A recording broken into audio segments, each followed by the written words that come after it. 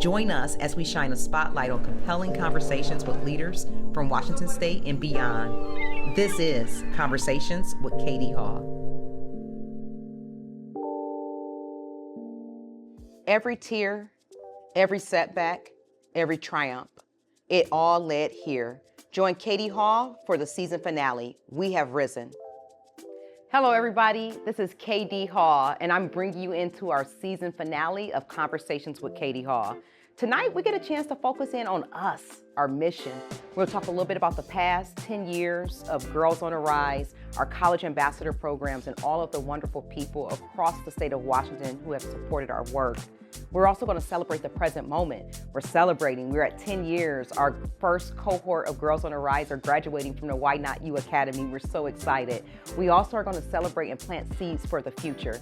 Although it's been 10 years, we are just getting started. We have risen, and we look forward to seeing you throughout this episode. So, Angela, thank you so much for joining us today. Of course. Oh, I appreciate you so much.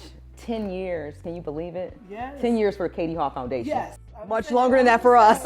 More like almost 20 years for you and I. Almost 20 yes. years. And it's more than 10 years because we had the conversation about you wanting to build it. So we are so happy to have you.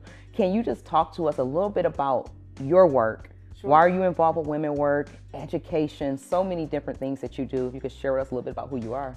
So a big part of this, right, comes from my father saying each generation must do better than the one that came before it. So I've spent my life thinking, what does that mean, right? What does that mean if my mother wasn't allowed to get education past fourth grade because she was a girl? What does that mean if we think about generational wealth and how we make sure generations that I will never meet have what they need to be successful? What does it mean if we think about the different challenges of health as it comes to women and as it comes to people of color? And then how do you resource people to be able to have what they need? So that's what drives me, based on my mantra of I want to be a good ancestor. So that's who I am. I'm an aspiring good ancestor if I had to describe myself. But when I hear your story, I can see why you do the work that you do now. But can you talk to us about philanthropy and why it's so important? And what do you take from your childhood and the way you were raised as you're being a good philanthropist? So I struggle with being called a philanthropist. I know that I have a responsibility to my community, right? I have to make it better than how I found it. And this just happens to be one way. So I started out, almost 28 years in education. That was a way I thought I could drive change. But when you're working in public education, when you're leading an education nonprofit, resources are always a challenge, right? You lead a nonprofit, you understand that, right? Resources are a challenge. So when the opportunity came up, two opportunities, I guess, if you think about philanthropy. One was to create the Black Future Co-op Fund, which is helping make sure that, organizations that are led or serve, Black and brown people in Washington have the resources and infrastructure that they need, right? The other piece then is, going to my current role at the Gates Foundation, and really trying to make sure it connects with my values. So when I first considered it that way, I'm not sure. And then being able to be in there and then work in place and to work with people like you to say, what is it you actually need? You don't just need us to build something new, and then let's make sure you get the resources to do it. That's the other piece of being able to invest and make sure that resources are actually going into spaces that actually need it, and being able to spread that wider. People are like, well, there's not enough pie. I'm like, let's go get more pie, right? This is my way of I'm going to go find some more pie for people. Let's speak about the Black Future Co-op Fund. You guys are one of my funders, and I thank you so much. And you also started at a very unique time. Can you just talk to us a little bit about why you ladies started the Black Future Co-op Fund and what you do exactly? So we started the Black Future Co-op Fund as a response, when George Floyd was murdered, we were exhausted. Or and it's not the first time that's happened. It's just, it was so visible. Technology has made, the harm more visible. And my first thought was I give up. We keep trying to get ahead, whether it's my lens as a woman, my lens as a person of color. We keep trying to get ahead, and then people just keep pulling us back. And as I sat there, I was actually looking at my map thinking I just need to go somewhere else. What am I going to do here? And I just got hit with, you can rest, but you can't quit. if you quit, you will not be a good ancestor. So I reached out to, Michelle Merriweather and said, like, what are we doing? Who's leading the agenda? And she's like, you want to meet with me tomorrow? And so that's when Tawana Nobles, Senator Tawana Nobles, Michelle Merriweather, Andrea Capaign-Sanderson, and I met the next day and formed what is now the Black Future Co-op Fund. We formed the commitment, and then we went after the funds to say, how do we make sure organizations have resources, have infrastructure, and don't have to struggle to get those things, because you guys are doing hard work on the ground every day. The Black Future Co-op Fund in particular, as a funder, is you fund, but you also set us up so that we can get out there and gain more funding for ourselves. Yes. A little bit of independence as well, and I love that, because when you give nonprofits unrestricted funding, then we can invest into things that we think are important to help us build our platforms. And so that's what I like about it, personally. So keep doing that good work. Keep doing that good work. Now I want to talk a little bit about this book. Okay. I have a copy at home, and The Queen Code, Guide to Your Personal Strategic Plan. Talk to us a little bit about your book. Okay. So this is a labor of love. I was terrified to actually publish this book, and it took me years to do it. It's funny, the connectivity to your work. So I was one of your first speakers of Women on the Rise before, you did the evolution to Girls on the Rise. Prior to speaking at your conferences, most of my speaking engagements were about education.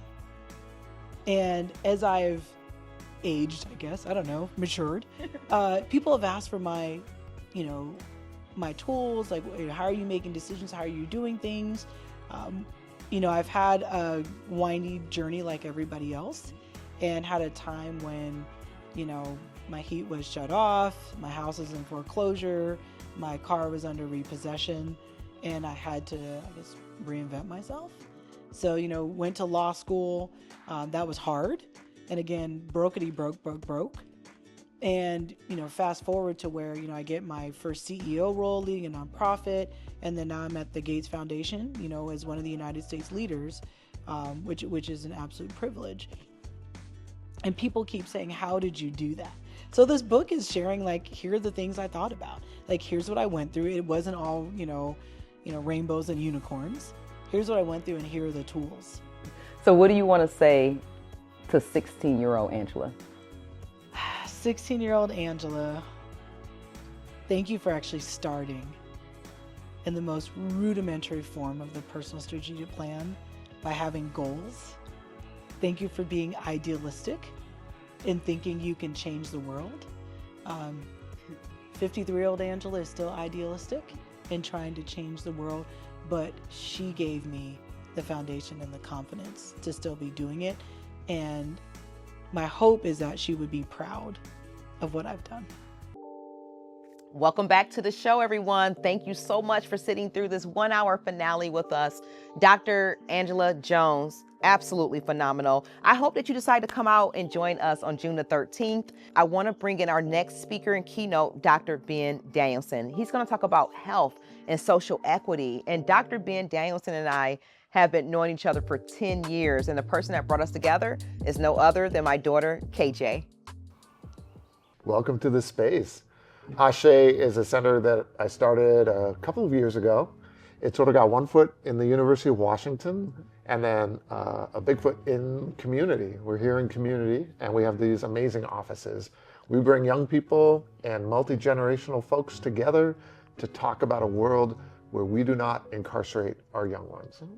And what can you share? I know that they have agency, but what can you share about what some of their thoughts are around how do we stop the school to prison pipeline or the incarceration system of youth? They have all kinds of different ideas. Some of the time in our lives, we get so busy trying to, I spend a lot of trying to change policy, trying to reform things a little bit, trying to stop the problematic components of prisons that are so racist, that make it so hard to see yourself as somebody who can be accountable but also continue to grow and live. And these young people really bring that. They talk about how when they feel a sense of belonging to community, when they feel like, I don't know, like eyes are upon them, yes, like lovingly, but also accountable, but also like willing to say, this is how you should move in the world.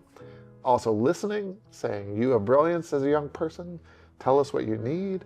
When all of that is happening, I mean, that's beloved community, right? So these young people describe those things.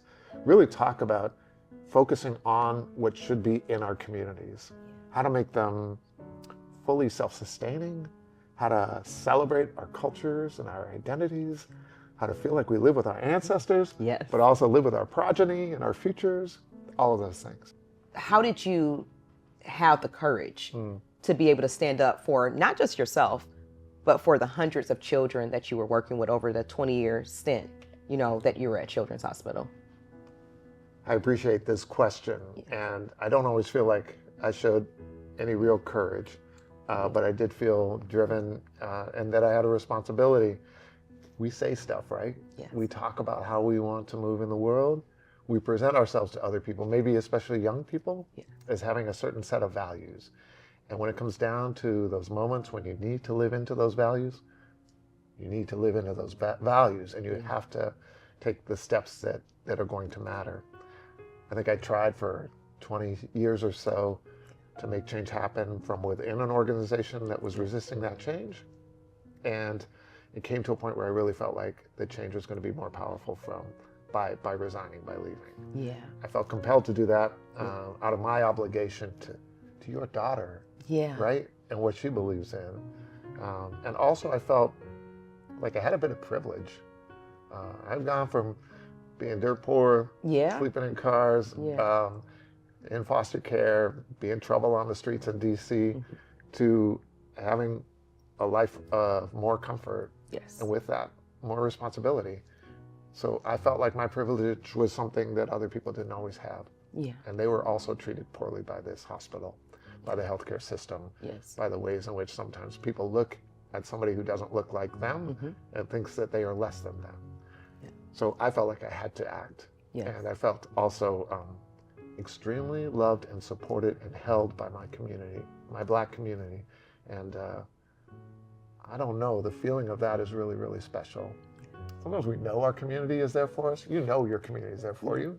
You know, what do you want to say now, like, you know, 4 or 5 years later, to those families that's still out there living resiliently with sickle cell? Oh, I am so in awe of families who live that struggle every day and still do not allow a disease to define them or their children.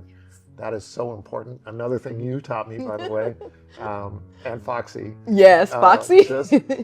You can have a disease and it does not define you. You can have a condition. That doesn't mean that everything about your world is about that condition. Exactly. So I watch KJ, I listen to you, I see how there are different ways to move in this world with strength and power, and I think that's really inspiring.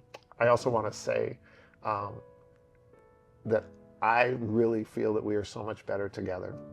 That whatever strengths I have, I hope I can share with you and other parts of our community, and the strengths that you have are poured into our community, and together, that's how we lift up our children. When children are suffering from conditions like sickle cell, they need to know that they're safe. They need to know how to take care of their bodies. They need to care about their health in deeper ways, from the water they drink to the nutrition that goes into their bodies, to the love that they're surrounded by, and to the aspirations that they can live into. All of those things need to be there, maybe especially for sickle cell, but I think true for all of us. I agree. And Ben, what is your future hopes for philanthropy, community work, nonprofits, education in the next 25 years from now? It's interesting that you ask in the next 25 years, because I would love to see nonprofits think about 25 years instead of 2-year cycles. I would love education to be so evergreen that our elders can re-enter whenever they need to, and our young ones can feel like they enter a space that is full of promise and every hope for them. I think about the quarter century of the ways in which nonprofits need to see themselves, not as, simplistically either working themselves out of a job. I hear that sometimes. No, I don't understand that. I get it, but I don't get it. Yeah. That's not why I started the foundation. Right. Or thinking that they need to be there forever. That neither of those are really necessarily true. The work you're doing is more important than your work in that the people that you're supporting are more important than the name on your logo, probably, right? Yes. And so a 25-year kind of perspective allows you to think of how you are useful, how you're helpful, how you grow and change in that work, but how you don't assume that you are the work, or like that that. you are somehow the only one That can do the work. Yes. I like that. And you also don't think that you can sit on the sideline and wait for someone else to do the work. You got to be a part of it. You've got to be a part of it. If you can go back to 14-year-old Ben Danielson that was leaving Washington, D.C. Yeah. and moving out to Montana Yeah, for high school, yeah. for high school, what would you say to him? I refuse to tell Yes. a 14-year-old today, you need to be twice as good, or a 14-year-old black male or female, that you have to suppress and hold back your emotions because they will not be accepted by others. I refuse to say anything like that, and I don't think we should accept that. And if we do continue those kinds of ideas, we will not see change. We will just spin our tires. Hi, y'all. I'm Ben Danielson. I'm a pediatrician. I've spent a couple of decades working here in the Central District here in Seattle, and I am so thrilled for the June 13th event coming up. Katie Hall is bringing us together to celebrate young black women, to support young black women, and to make sure that we as ambassadorial males, as champions for this space, as supporters of Katie, and as dreamers and lovers have a chance to really encourage this space and support the futures of our young people. Thank you, Dr. Ben Danielson. Thank you for sharing your work with us. We cannot wait to see you at our 10-year celebration and learn a little bit more about Ashe. Hey, everybody, this is Katie Hall. We are back. Let's go ahead to this next segment so you can hear a little bit more from our girls. What advice would you give to other high school girls who are struggling with their mental health? Some advice I would give to middle school girls and high school girls who are struggling with their mental health: go to somebody, a friend, a teacher, like somebody who works at a school, an adult, anybody, because your mental health affects your future, and it affects you and affects everything you're doing. Like, if your mental health is bad, you're gonna do bad in everything. It's just better to get help. Even if you feel like you don't wanna ask for help, it's gonna do you better in the future if you do. I am Jamaria, I am Girls on the Rise, and we are changing lives one girl at a time.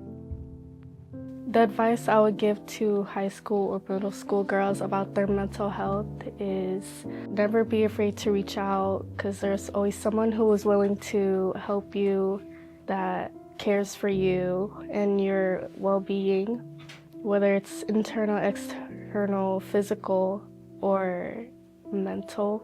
You can always reach out to your family or get professional help or talk to your friends even. Whichever one helps you the most. I am Dana, I'm Girls on the Rise, and we are changing lives one girl at a time.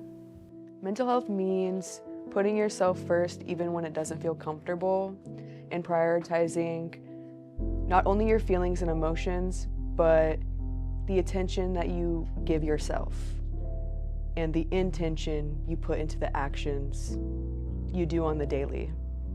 I think it's important to focus on your mental health so that not only the people around you know how you truly feel towards them, but so you can further understand yourself and why you love the certain things you like, just generally how you feel. It's important. I'm Kayla, I'm a Girl on the Rise. We're changing lives one girl at a time. It's important to check in on your mental health, because if you don't, you can easily fall into a depression. You can become suicidal, and being suicidal isn't a fun thing, and then you can also get anxiety. It's also important to check in, because if you don't check in on your mental health, you won't be in the right state of mind, and you're going to start falling out on things you don't want to do, like, not talking to anybody and not saying anything, like, at all, and not wanting to do anything, wanting to stay in your room and stuff. And you don't want that. You always want to be in a positive mindset and make sure everything is right. So if you get right with God, guys. Like, it's okay. It's okay to not to check on your mental health, but at the same time, you really should check on your mental health, because it's not right. It's not right at all. And that's all I have to say. I am Janaya. I'm a Girl on the Rise. We are changing lives one girl at a time.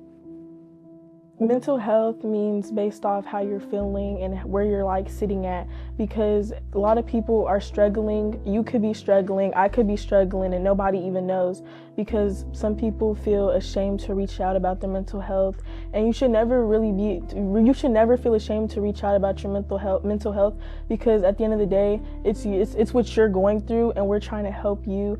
And a lot of people have lost their lives to suicide, depression, their thoughts, because they had negative thoughts like, oh, no one likes you, nobody wants to be your friend, and that just really gets to a person at an age. It gets to a person and they get tired of this, and then they feel like they can't reach out to nobody, and that's when they commit suicide, or they just go into a depression and then stop, And that's why I feel like it's really good to check on your mental health and reach out to people, reach out to your close friends, your parents, get therapy, or just honestly reach out to anybody. Reach out to anybody and just try your best to cope with it and really talk about how you're feeling, because you should really never be holding in all that inside of you, because it's really not good for you. I'm Coriana. I'm a girl on the rise. We're changing lives one girl at a time. The advice I would give to other girls that are struggling with mental health would be to check in with some people, your friends, teachers, parents, cousins, and get help that you need, therapy. I'm Zaneja. I'm a girl on the rise. We are changing lives one girl at a time. If you don't check in on your mental health, you might tend to like lose your mind and like go crazy and like feel like everything is like crashing. And if you have it in check, you know yourself, and you know how to deal with heavy situations and hard situations. And so, that's why it's important to check on your mental health, in my opinion. I'm Serenity. I'm a girl on the rise, and we are changing lives one girl at a time. I think it is very important to check in on our mental health, because everybody has mental health, because everybody has a brain. It's very important because some people like to downplay mental health as something that's cringe or weird, or maybe it's just that it's uncomfortable to talk about. But it's very important, because a lot of people who don't talk about their problems, they struggle with personal problems that are going on behind closed doors that they might not want to talk about. But that's why we need to check in on people and, even check in on yourself. I'm Amor. I'm a girl on the rise, and we are changing lives one girl at a time. Mental health does not start at an age. You don't start caring about your mental health. Our mental health doesn't happen once you're 20 or 25. It happens all your life. It's something that is always happening to you that you can never stop. A lot of the time, I feel like one of the things that you're always going to hear is that, oh, well, I'm older, I have to pay this, I have to pay that. What do you have to be stressed about? Doing homework? But it's not that you don't have a reason to be stressed. It's that you are stressed. You don't want to be stressed. It's not something that you want to happen. So mental health is something that you should always care about and always prioritize. I am Apple. I am a girl on the rise, and we are changing lives one girl at a time. One of our code of conduct is conflict resolution and being able to do what's right. And sometimes you have to put team before self. And when I think about our girls, that's what it's all about. And so when I think about Girls on the Rise, I'm just very excited and hope that every girl in Washington State gets a chance to experience it. We are Why Not You Academy, Girls on the Rise, and we are changing lives, one girl at a time. Hey everybody, this is Katie Hall. Welcome back. Let's go ahead and tune in to the rest of this season finale. Oh, Katie Hall Foundation. When I really think about it, it probably started as a little girl. I'm one of 6 children, and 5 of us are girls, right? Or were girls. We're women now. But when I think about just like my life and my upbringing, it was always about women. It was always about girls. It was always sort of about equity. We didn't say that, but that's what it was about. And it was about us being able to be like women of honor too. It really started when I was in college. I was a junior, and me and my friend Shantae, we started an organization called Sisters of Success. And I went to a predominantly white college in Michigan, Oakland University, Rochester Hills. And I remember telling my friend Shantae, like, look, we need to start an organization and it needs to be multicultural. So we need to have like everybody at the table, because if we have everybody at the table, then we're able to make sure we're going to have a larger reach. And so she was like, absolutely. And Shantae was so organized and detailed, HR student. So she got our paperwork done. We became an established organization. And for a year in 2004, we registered over 500 students to vote for president for the 2004 election. And then from there, we went into women in politics and women breaking the glass ceiling. And we did that work, and it was so much fun. And then everything just derailed for me. In December of 2004, the FBI came and like knocked on my door, and I'm like, whoa, like what's going on? I was sick because I worked a full-time job, like especially my last 2 years of college, because it's just the way it was. I had to pay for my apartment, I had to pay for food, and even books, because everything was so expensive. I could only get so much financial aid because I did work. But when the FBI came to my door, I remember thinking, oh my God, like everything I was doing just felt like it was about to stop. I had a talk show I just started, a sports talk show in college. Oakland University basketball team, we made it to the Sweet 16 that year. So it was a big year. Sports was huge. And I started a sports talk show as a woman, and it was my own, it was independent. And it's so funny because it's like everything I'm doing now, I already was doing this as a young girl. Like I knew I was so focused, so motivated. And anyway, all of that just crashed.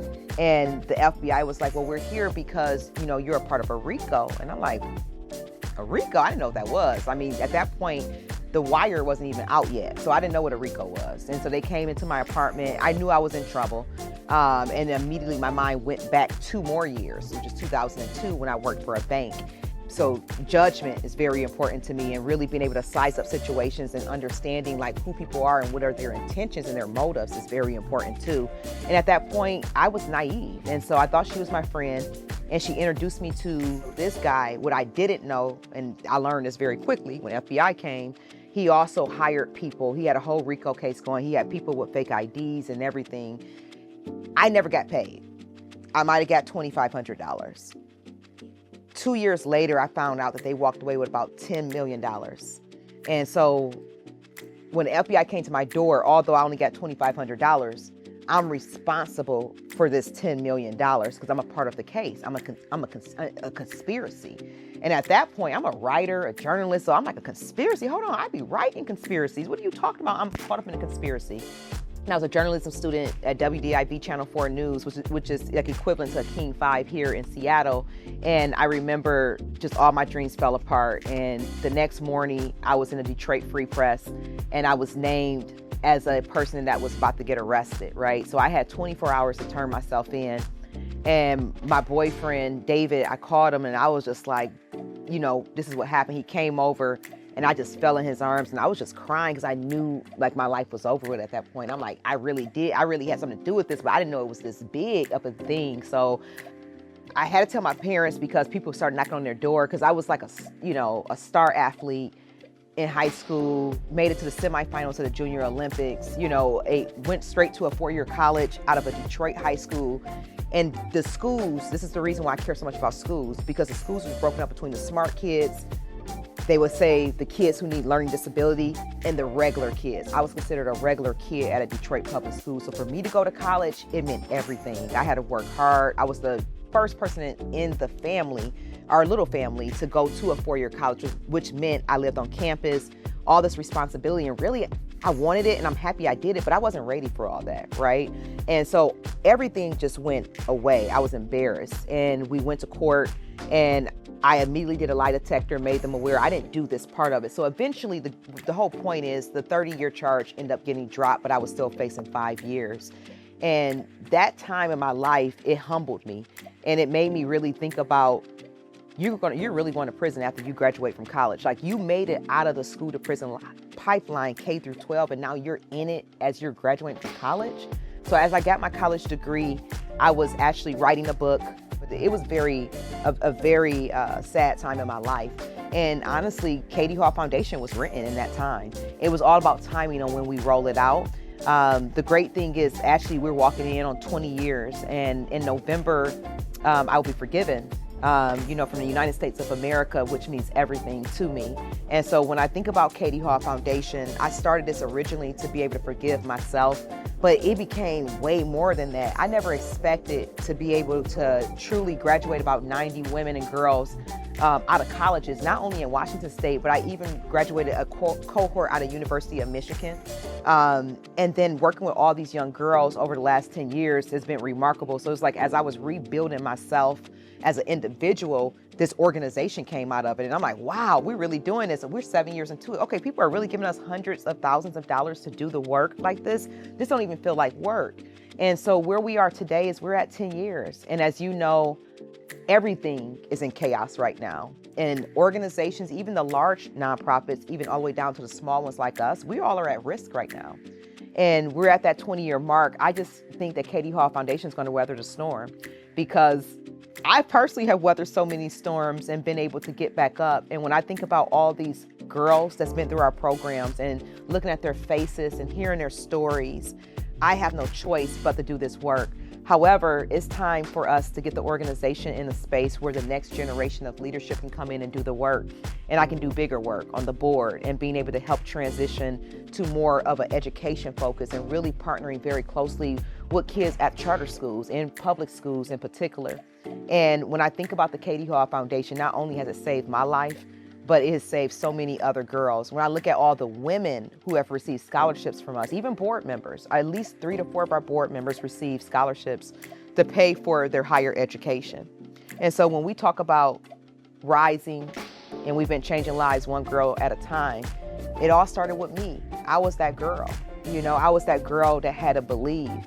And I'm so grateful that I had a male ally from the beginning, and that's David. Like, truly, he was there. And I remember in court, the day that I went in for my sentencing is different from the day that you go in from, being convicted of what it is. And my actual conviction was in June of 2005. And I remember David being there with me. And then again in December 2005, I found out I wasn't going to prison. I only got sentenced to 1 day. And so when I got that second chance, I took it very serious. And me and my judge, we were friends all the way up until he passed away. He was almost 100 years old. Judge Cohen and people that's like Judge Cohen, I want to thank you, because you really did give me a second chance. He saw the type of person I was. I was taken off probation 2 years early. I even had to ask the federal government if I could marry my husband. I had to get approval to get married. And we got married, and the judge believed in us so much as a couple that he signed off for me to go to the United States Air Force as well. And, it was interesting because I ended up getting hired by University of Phoenix. So it's always been education and media, always there. And so when I think about what we're doing today with the foundation, we really do need a whole nother level of leadership. We need board members, we need volunteers, and we need people to help take this work from year 10 to year 20. And it's time for me to move into a different space to be able to really evangelize for the foundation. So when I think about why I started Katie Hall Foundation, it's because it started with me, and it started with girls like me. It started with the underdogs. It started with the athletes. It started with the scholars. And just because one bad decision can change the whole course of your life. And in my case, my bad decision, I think, made my life better than what it would have been if I didn't make that decision. This celebration, this 10-year event is absolutely historic. I couldn't be prouder of the work that Katie Hall has done. I couldn't be more proud of the work that the foundation has done. And that's why we're asking every single person out there to come support. The time is now. The community is ready. The foundation is ready. Katie Hall is ready. And I'm ready too. So I want to formally invite everyone out there to celebrate with us. And we're going to celebrate in style. You know how Katie Hall does it. We're going to celebrate in style, and we're going to bring a new chapter in style. That's why we're asking you to join us at the historic Stimson Green Mansion, historical site in Seattle. We want to bring it in with class, elegance, and grace. This is also a thank you to you, the community, for all those years, 10 years of supporting Katie Hall Foundation. So we want you to come back, sit back, enjoy yourselves. We're looking forward to seeing you there. Don't be late. One of the biggest off-court skill that any athlete learns is organization and balance, because we have such a balanced schedule with practices, trainings, or games that you won't be able to do any of that if your grades fall below. So I have to prioritize certain things and sacrifice certain things, but I'm okay with that because I want to be a high educated athlete. And some advice I'd give to younger student athletes is just to understand when you need help and to not struggle alone. And if you're feeling overwhelmed, there are resources, not just for athletes, but for everyone. I've known Stuckey since I was in 7th grade, and I knew him before I tore my ACL. And he had been my trainer for the longest time.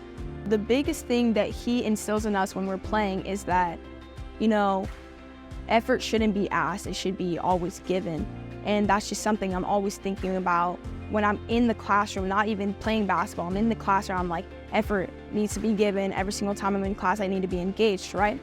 I appreciate everything that he's done for me and he's doing for these girls, because he's a mentor that has been giving back to the community, and he's building up women's sports. As an athlete, we have the platform from being in the spotlight. You never know who's watching you, right? And so from that standpoint, it is important to hold yourself accountable on the way you behave and the way you treat others on and off the court. And I've been giving a lot of different community service opportunities, such as working with homeless youth and being a mentor for young athletes.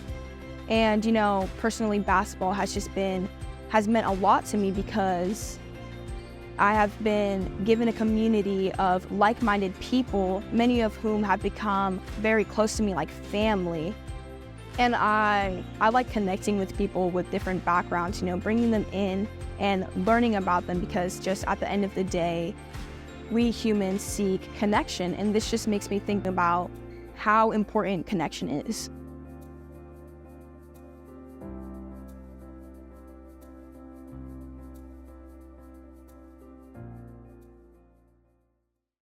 So, Rodney, if you could talk to us a little bit about being a former NBA player and what drew you to the game of basketball, and how did your journey as a player pave the way for your coaching today? For me, I've started playing basketball probably around when I was 3 years old. My older brothers played basketball, and so just, watching them as I was young pretty much grew me to the game. And, from there, man, I was just a kid that just loved the game of basketball. I didn't want to play any other sport. Basketball has just always just been my thing. As I got into the NBA, it was really eye-opening at first. It was definitely an adjustment, but I think I had the right people behind me as far as my veteran leadership. I was hurt a lot my last year in the NBA. So I got cut my last year. I had my mind thinking, doing a lot of reflecting on like, okay, what's next? What do I want to do? During my last year of playing, there's this guy named Fred Jones who's a former NBA player. He opened up a facility out in Indiana, a Shoot 360 facility, and he was always in my ear like, man, you got to come check this facility out. It's crazy. There's nothing like it. And so Shoot 360 always stuck, and it was in the back of my mind the whole time. I think that was like my calling, just giving back to the youth and all that stuff. That's what I wanted to do. Rodney, we understand that coaching youth, it requires a very unique approach, right? It's patience, it's passion. And what values and lessons from your career do you emphasize when you're mentoring these young people? One thing I'm really big on is coming out and just giving effort. That should always just be given. But confidence is the number one thing, right? You see a lot of coaches on all levels, bringing kids down. The way you talk to them, the way you get your message across is really big, especially in youth sports. You you can make or break a player, right? They're gonna make mistakes, you know, they're not gonna always do the things that you want them to do, you know. So just trying to be patient with them, and then also at the same time, just being passionate about this, trying to come in here each and every day with that energy and letting them know that you're engaged and all that stuff is so important, you know. I'm just thankful. I'm blessed. I just stay in my lane, you know, and I try to do the best I can to give back and help people. When you think about 2050, Rodney, like what is your desire for women and girls? And let's just talk about the WNBA, for example. What's your desire? Hopefully, you know, one day, you know, things will be different and the people value the women's game. I think collectively, it's gonna take all of us together, you know, not just the women, it's gonna take all of us to try to make that change, you know. And I believe one day, you know, hopefully, you know, it will happen. It's gonna take a lot of hard work. It's gonna take a lot of sacrifice, determination, you know, whatever it may be, you know, but just keep fighting.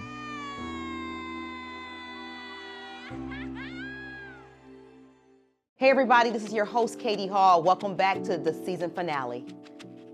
The power of legacy lives in every story, in every generation yet to come. The next generation is ready. Their dreams are bigger, their voices are louder, their time is now. This is only the beginning. The future belongs to those who rise. Okay, so Tamira, now she moved her booty right there. Can you see? It's sticking out. Oh my God, this baby is something else. Let's see where the ice at. Hey, pretty baby. Hey, girl. Check you out. KJ. Say hi. Say hi.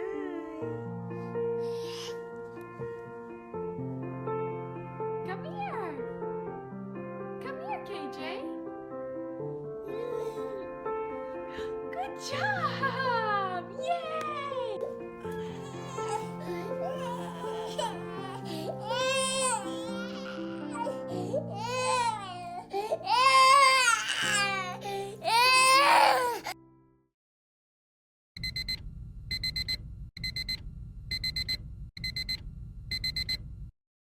Hi, my name's KJ and I'm 7 years old. I'm so glad that we get to spend the day together.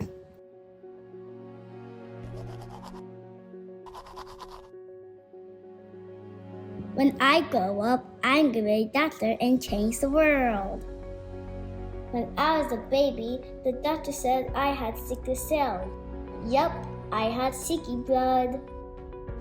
Here's my daddy to tell you a little bit more.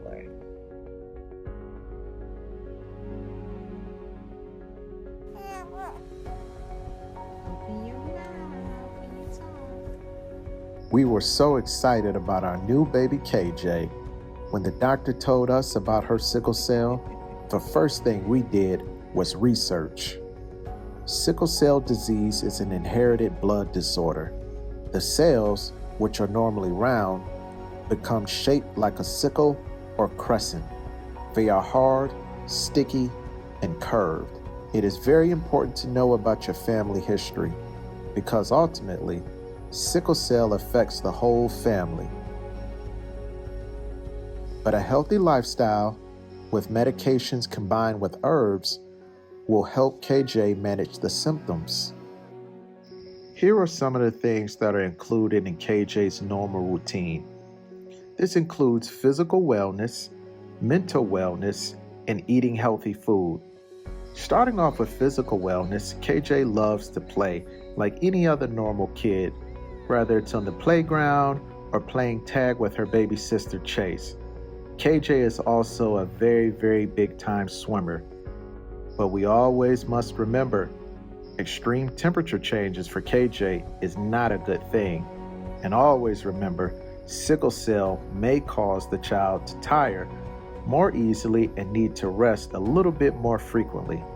Moving on to the mental wellness, we do our absolute best to make sure we are managing KJ's stress.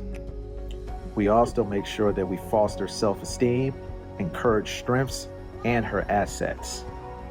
we make sure we provide a positive reinforcements as much as possible. And we certainly encourage creativity and imagination instead of emphasizing on limitations. Now on to KJ's daily diet routine.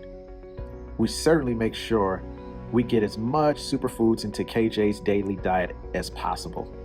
We certainly recommend asking your doctor about having your child tested for any potential nutritional deficiencies. We also recommend reducing and eliminating as much sugar as possible into your child's diet, just as we do with KJ. And one of the most basic things we feel is one of the most critical things: stay hydrated.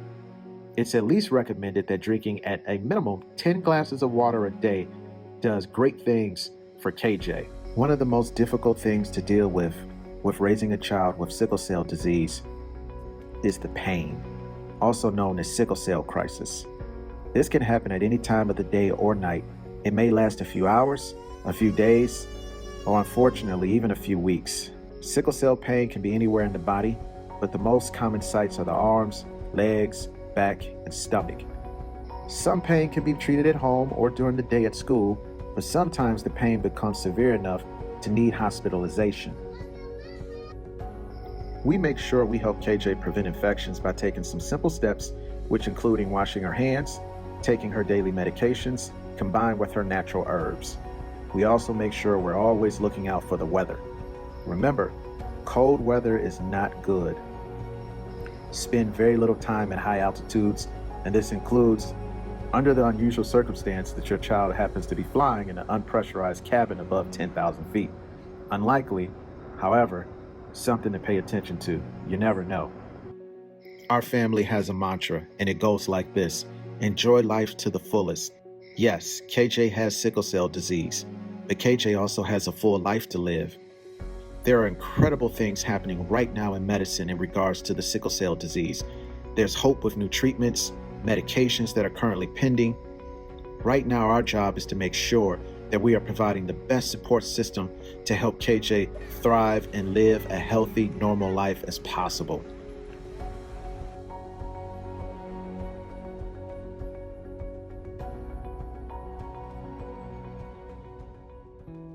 Thank you so much for joining us. What a journey. Katie Hall Foundation has just marked in on 10 years. 10 years of changing lives one girl at a time. But it didn't start that way. This journey started out of triumph and out of struggle. When I think back to 20 years ago, I was facing over 35 years in federal prison.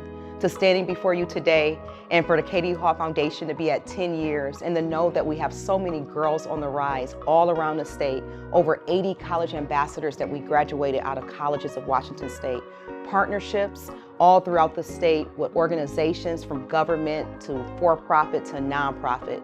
We did not make it here alone, and we will not make it to year 20 alone. We need you.